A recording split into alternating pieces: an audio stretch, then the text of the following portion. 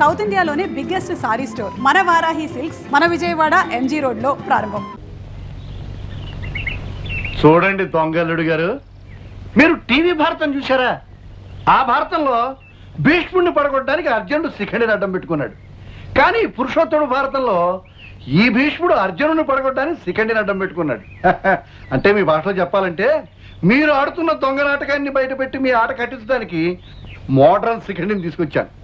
ఆ శిఖండి రథం మీద వచ్చాడు, ఈ శిఖండి ట్రక్కర్ మీద వచ్చాడు. చూడండి.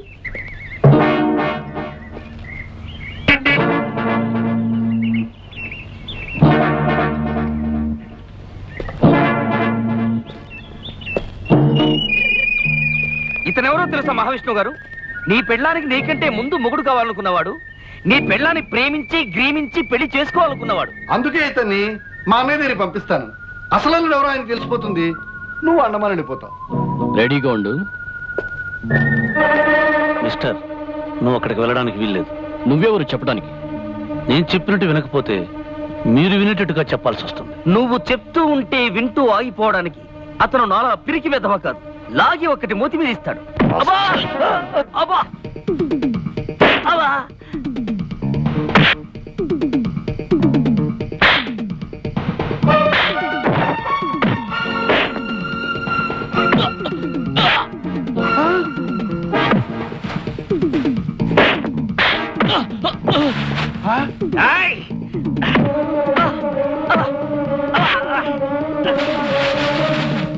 ఈ పరిస్థితుల్లో అన్నయ్య గారిని తీసుకురావడమే మంచిది.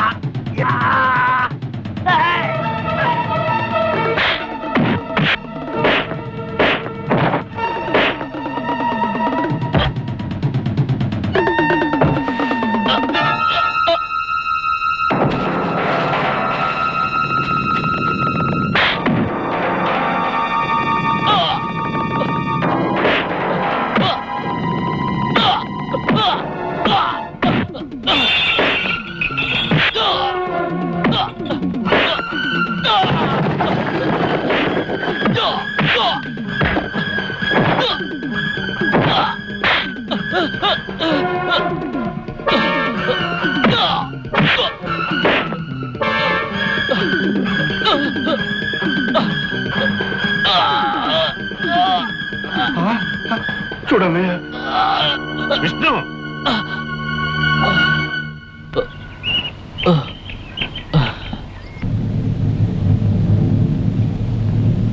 అయితే నా కూతుర్ని ప్రేమించిన మనిషివి, పెళ్లి చేసుకోవాలనుకున్న మనిషివి నువ్వన్న మాట. మీ అమ్మాయి టైం బాగుంది కాబట్టి టైంకి వచ్చి వీళ్ళ నాటకం బయటపడగలిగాను. అవునన్నయ్య, పట్టణంలో మేము చూసింది కూడా ఇతన్నే. నోరు మూయ్, నేను నిన్ను అడగలేదు. ఏం కళ్యాణి, ఇతన్నే నన్ను ప్రేమించింది? అంటే మీరందరూ కలిసి ఈ నాటకం ఆడారన్నమాట. ఎరా ఆనంద్, అనాథమైన నిన్ను ఆత్మీయుడిగా చేరదీసి పెంచినందుకు. అది కాదు బాబాయ్ గారు, ఎన్నో ఆశలు పెట్టుకుని ఇక్కడికి వచ్చిన మిమ్మల్ని బాధ పెట్టడం ఇష్టం లేక. నేనడిగేది నువ్వు చేసింది మంచి పనేనా అని. కాదు, తప్పేననుకోండి. తప్పేమిట్రా, నువ్వు చేసింది చాలా మంచి పని, అందుకు నిన్ను అభినందిస్తున్నాను. మీరు ఈ నాటకం ఆడకపోతే నాకింత మంచి అల్లుడు దొరికేవాడు కాదు. ప్రేమ కంటే కేవలం డబ్బుకే విలువనిచ్చి ఇలాంటి వెధవనిచ్చి నా బంగారు తల్లి తప్పించుకోగలిగేది కాదు. Don't talk, leave this place.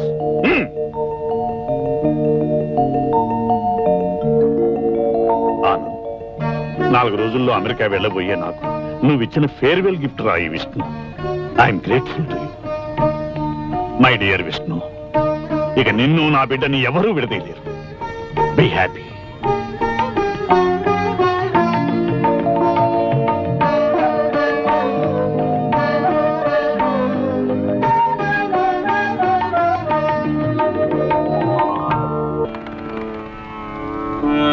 భగవంతుడా, నా జీవితంలోకి నాటకం అడ్డానికి అడుగుపెట్టినా ఆ విష్ణు మనసును అర్థం చేసుకున్నాను. అతను చేయందుకు నీ బ్రతుకంతా నడవాలనుకుంటున్నాను.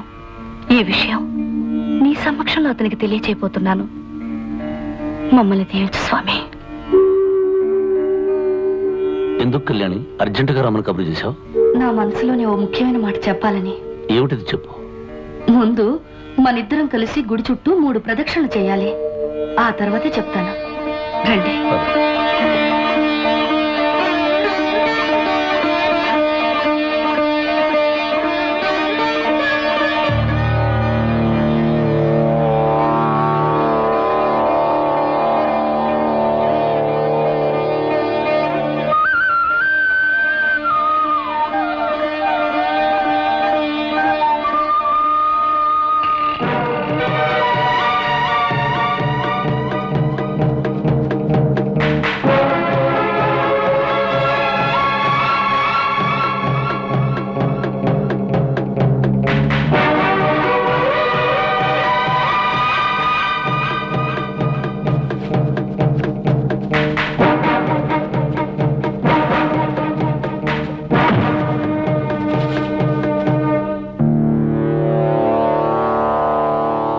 విష్ణు, ఇక నువ్వు తప్పించుకోలేదు. Nice meeting you. Thank you. Vishnu, ఇంత డైనమిక్ పర్సనాలిటీ గల మేనమామ గారు నీకున్నారని ఎప్పుడు చెప్పనేలేదే? చెప్పడానికి సమయం దొరకలేదు అంకుల్. సమయం దొరికేసరికి నేనే వచ్చాను. పైగా వేటంటే నాకు సరదా. వేట కోసం ఎంత దూరమైనా వెళ్తాను. అలా వెళుతూనే ఇక్కడికి వచ్చి మిమ్మల్ని కలిశాను. Very good. నాకు మ్యూజిక్ హాబీ, మీకు వేట సరదా. నీకిద్దరూ మంచి మామలే దొరికారయ్యా విష్ణు. ఆల్ రైట్, రండి విశ్రాంతి తీసుకుంటా. పదండి.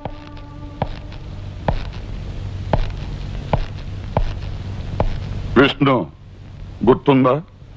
నువ్వొక హంతకుడివి. కోర్టు నాకు ఉరిశిక్ష విధించిందని కూడా గుర్తుంది. నీకు పడ్డ ఉరిశిక్షకి గడువు ఎంతుందో కూడా నీకు గుర్తుందా? 5 రోజులు. కానీ ఈ 5 రోజులు నేను ఇక్కడే ఉండి తీరాలి. Impossible, impossible. ఈ రోజు నుంచి లెక్క వేసిన 5వ రోజు తెల్లవారుజామున 5:45 ఉరితాడు నీ మెడకు పడుతుంది. సార్, చావును గురించి నాకు బాధ లేదు, భయం అంతకన్నా లేదు. కానీ 5 రోజులు నేను ఈ ఇల్లు వదిలి మీతో రాలేను. 4 రోజుల్లో, అంటే 14వ తారీఖున రామచంద్రరావు గారి ఇక్కడి నుంచి వెళ్ళిపోతున్నాను. దయచేసి అప్పటిదాకా నన్ను స్వేచ్ఛగా ఉండనివ్వండి. ఏ నేరస్తుడికి ఇవ్వకూడని స్వేచ్ఛ జైల్లో నీకు నేనిచ్చాను. ఆ స్వేచ్ఛను దుర్వినియోగం చేసుకుని నువ్వు పారిపోయావు. నీకు స్వేచ్ఛనిచ్చినందుకు నేను సస్పెండ్ అయ్యాను. నా వల్ల మీకు జరిగిన అపకారానికి నన్ను క్షమించండి. నా తప్పు నేను దిద్దుకుంటాను. కానీ చచ్చిపోయే ముందు ఒక మంచి పని చేసే అవకాశం నాకు ఇవ్వండి. నాకెంతో ఆప్యాయతని పంచిన ఆ రామచంద్ర ప్రసాద్ గారిని కాపాడుకునే బాధ్యత నన్ను పూర్తి చేయనివ్వండి. ఆయన ఒక్కగానొక కూతురి జీవితంలో ఒక చేదు రహస్యం బడబాగ్నిలా దాగి ఉందని తెలిస్తే ఆయన బ్రతకలేరు. చివరి రోజుల్లో ఆయనకి నా వల్ల మనశ్శాంతి దూరం కాకూడదు. నేను చెప్పేది మానవత్వంతో వినండి sir. My dear unlucky Vishnu, చావు 2 చేతులతో ఆహ్వానిస్తున్నా చెల్లించకుండా ఇక్కడ మనుషుల యోగక్షేమాల గురించి నువ్వు ఆలోచిస్తున్నావు అంటే నిన్ను చూసే మనిషిగా బాధపడనా? ఒక సిన్సియర్ ఆఫీసర్గా హెరాస్ చేయనా? ఇంతమంది మంచిని కోరే నిన్నే ఆ భగవంతుడు తన దగ్గరికి తీసుకెళ్తున్నాడు అంటే తన దగ్గర లేని మనసు నీలో ఉండటమే నువ్వు చేసిన నేరమేమో. Okay, it's all right. ఈ 4 రోజులు నువ్వు నా పర్మిషన్తోనే ఎక్కడికైనా బయటకు వెళ్ళాలి. నాతో చెప్పే ఈ గడప దాటాలి. Thank you sir, thank you. నా ప్రాణం పోయే ముందు కూడా మీకు చేతులెత్తి నమస్కరిస్తాను. ఇందులో నేను చేసింది ఏమీ లేదు విష్ణు. ఉరిశిక్ష పడి చనిపోబోతున్న ఏ ఖైదీ ఆఖరు కోరికైనా తీర్చడం జైలు సూపరింటెండెంట్ గా నా బాధ్యత.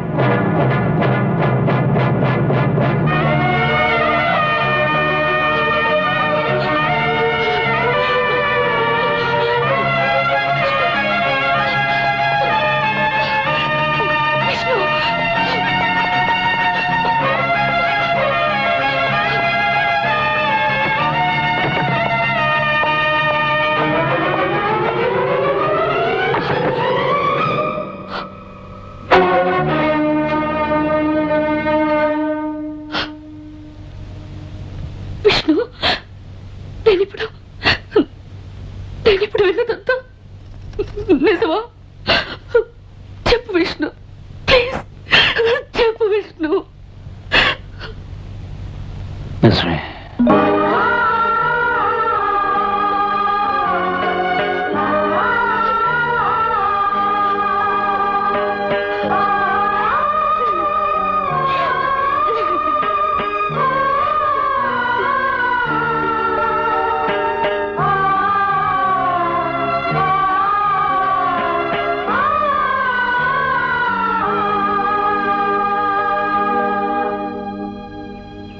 కళ్యాణి, ఒక జీవితానికి సరిపడే ఆనందాన్ని మీ సహచర్యంలో చవి చూచిన నేను నా జీవితంలోని చేదనుభవాలు చెప్తాను విను. నేను ఒక ఫ్రీలాన్స్ ఫోటోగ్రాఫర్ని. మ్యాగజైన్ కవర్ పేజీకి అందమైన ఒక డాన్సర్ ఫోటో కావలసి వచ్చింది. నా స్నేహితుడు నాన్నగారు నడుపుతున్న డాన్స్ స్కూల్కి వెళ్ళాను. అక్కడ మొదటిసారిగా నాకు రేవతి రూపం కనిపించింది. అందానికి అందం అనిపించే ఆమె ఫోటో నా కెమెరాలో పడలేదు, నా కళ్ళల్లో పడింది. మయూరిలా నాట్యం చేసే సుందరమైన ఆమె భంగిమలు నా మనసులో నిలిచిపోయాయి.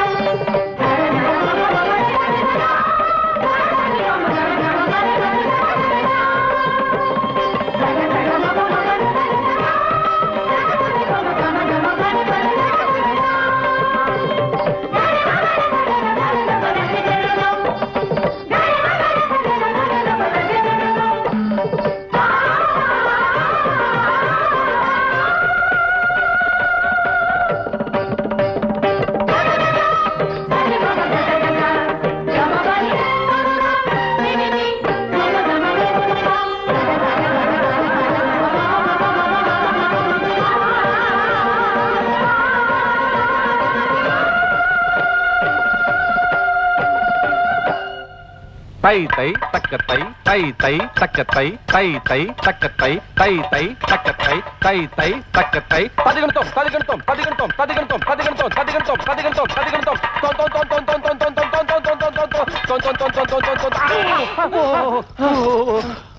అబ్బా, ఒరే బాలమిత్ర, తప్పుడు తాళం వేసినాను, కింద పడేసేవేమిట్రా? సర్లే, ఆడలేక మధ్యల మీద పడి ఏడ్చినట్లు నన్ను అంటావేమిట్రా? అయినా మామూలు డాన్సర్ సరిగ్గా రాకుండా పళ్ళు ఎక్కి దీపాలతోను కాగడలతోను ఆడటమేమిట్రా? ఏం చేయమంటావురా? ఆ అమ్మాయే పెద్ద డాన్సరు. తను నన్ను ప్రేమించాలంటే నేను కూడా భరతముని లెవెల్లో గొప్ప డాన్సర్ అయిపోవాలని. చాలు చాలే, ఇలా ఆడటం వల్ల భరతముని నటరాజు అవ్వో, ఆసుపత్రిలో పేషెంట్ అవుతావు. మొన్న నువ్వు ఇచ్చిన లవ్ లెటరు రేవతికి ఇచ్చాను. ఆడపిల్ల కదా, సమాధానం రావటం కొంచెం లేట్ అవుతుంది. వెయిట్ చేయి. ఇంకా ఎంతకాలం వెయిట్ చేసేది? గజ్జి కూర్చుకుంది. ఒరే బాలమిత్ర, ప్రతిరోజు ఆమెను లేఖల్లో ప్రేమించి ఫోటోల్లో పూజించడంతోనే గడిచిపోతుంది. ఇక నా వల్ల కాదు. ఈ రోజు రేవతికి ఎదురుపడి నా మనసులోని మాటను చెప్పేస్తాను. చూడండి, బాగా చూడండి. నా స్వప్న సుందరి ఫొటోస్, నా డ్రీమ్ గర్ల్ ఫొటోస్ ఎలా ఉన్నాయి? హలో హలో, ఏమిటంటే సమాధానం చెప్పకుండా పెడుతున్నారు? సీరియసా?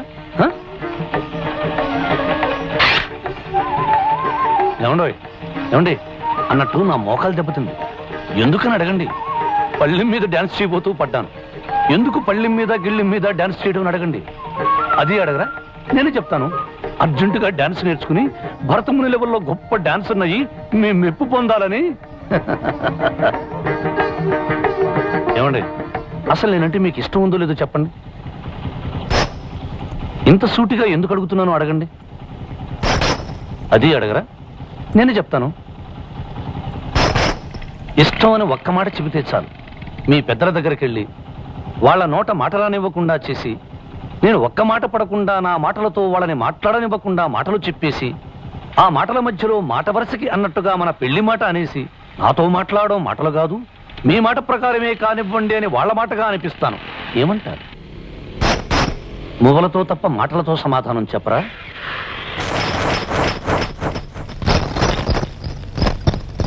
ఏమండి, నాతో నోరు విప్పి మాట్లాడడం మీకు ఇష్టం లేదా?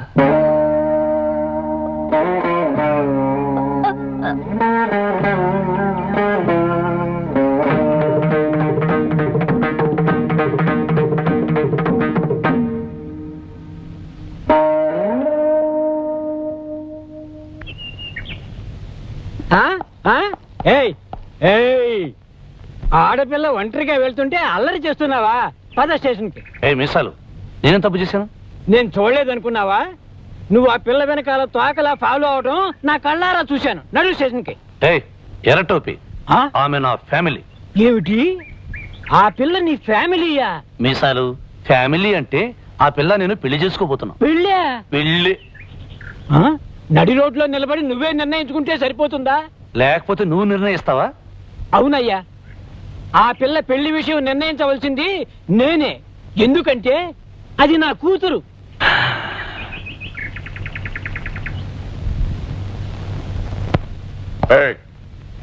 మా గోవిందయ్య గారు చెప్పింది నిజమేనా?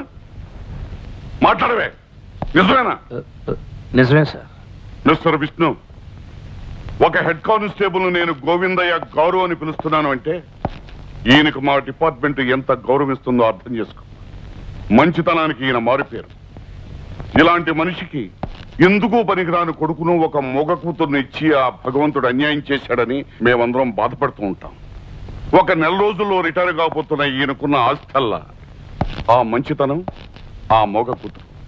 అలాంటి పెద్ద మనిషి కూతురు వెనకాల పడి అల్లరి పెట్టాలని ఉద్దేశం నాకు లేదు సార్. మరి ఆ అమ్మాయింటే నీకు ఇష్టమా? ప్రేమిస్తున్నావా? అది అది నసుకుతావే, నిజం చెప్పు. ఎలా చెప్పాలో ఏం చెప్పాలో తెలియడం లేదు సార్. నీకు తెలియటం లేదేమో, కానీ నువ్వంటే ఇష్టమని నిన్ను పెళ్లి చేసుకోవడానికి ఏమీ అభ్యంతరం లేదని ఆ అమ్మాయి మాతో ముందే చెప్పింది విష్ణు. సార్,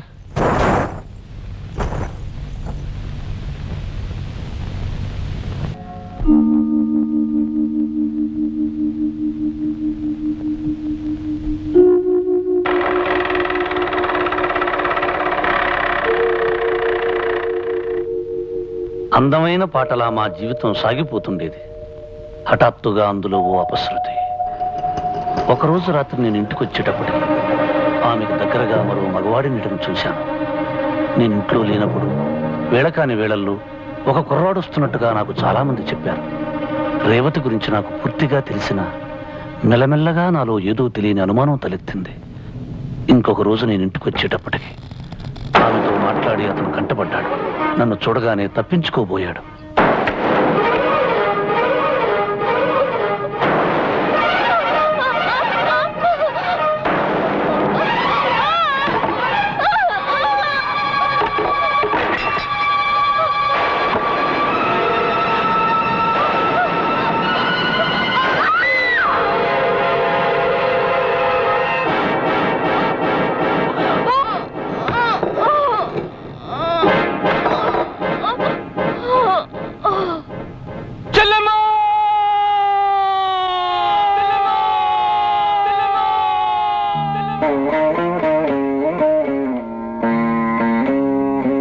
ఆ విధంగా నా దేవతను నేను పోగొట్టుకున్నాను. నా కంటి దీపాన్ని నేనే అర్పుకున్నాను. వాళ్ళ అన్నయ్య పోలీసు వెతికే తీవ్రవాదిని తెలిసింది. డబ్బు అవసరమైనప్పుడల్లా అతను వాళ్ళ చెల్లెల దగ్గరకు వస్తుండేవాడు. అతని రాకపోకల్ని నేను ఒప్పుకోననే అనుమానంతో రేవతి ఆ నిజం నాకు చెప్పలేదు. పవిత్రమైన ఆమెను, ఆమె ప్రేమను తప్పుగా అర్థం చేసుకుని అనుమానించినందుకు నాకు ఏ శిక్ష పడ్డా తప్పులేదనుకున్నాను. అందుకే కోర్టులో నేనేమీ చెప్పలేదు. నాకు ఉరిశిక్ష పడ్డం న్యాయమే అనుకున్నాను. శిక్ష కోసం జైల్లో ఎదురు చూస్తున్నప్పుడు నా స్నేహితుడు నా దగ్గరకు వచ్చాడు. విష్ణు, నువ్వు చెప్పినట్టే నీ బైక్ అమ్మేసి నీ బాబుని ఆర్ఫనేజ్ లో చేర్పించాను. అన్నీ కొనిచ్చాను. నాలాంటి వాడి కడుపును పుట్టడం ఆ పసిబిడ్డ దురదృష్టంరా. ఇప్పుడు నేను వచ్చింది నీకు ముఖ్యమైన విషయం చెప్పడానికి. ఆ ఆర్ఫనేజ్ కి విదేశాల నుంచి ఓ డాక్టర్ గారు వచ్చారు. మగవాడేని నీ కొడుకుని పరీక్షించి ఆపరేషన్ చేస్తే తప్పకుండా మాట వస్తుందని నమ్మకంగా చెప్పారు. కానీ ఏమిటో చెప్పరా? ఆ ఆపరేషన్ కి 15,000 ఖర్చు అవుతుంది. ఈ పరిస్థితుల్లో 15,000 ఖర్చు అంటే ఈ లోకంలో మగవాడైన నా బిడ్డకి మాట రేపించగలిగితే పై లోకంలో ఉన్న నా రేవతి నన్ను క్షమిస్తుంది. నేను ఉరికమ్మో ఎక్కేలోగా బాబు ఆపరేషన్ కావలసిన డబ్బు సంపాదిస్తాను. ఎవరూ లేని నా బిడ్డ మాటలు రాని మోగవాడిగా బ్రతుకూడదనుకున్నాను. డబ్బు కోసం జైలు నుంచి తప్పించుకున్నాను. ఆ డబ్బు కోసమే ఈ నాటకం ఆడడానికి ఒప్పుకున్నాను. అంతేకాని నిన్ను మోసం చేయాలని కాదు కళ్యాణి. ఒకవేళ నీకది మోసం అనిపిస్తే నన్ను క్షమించు.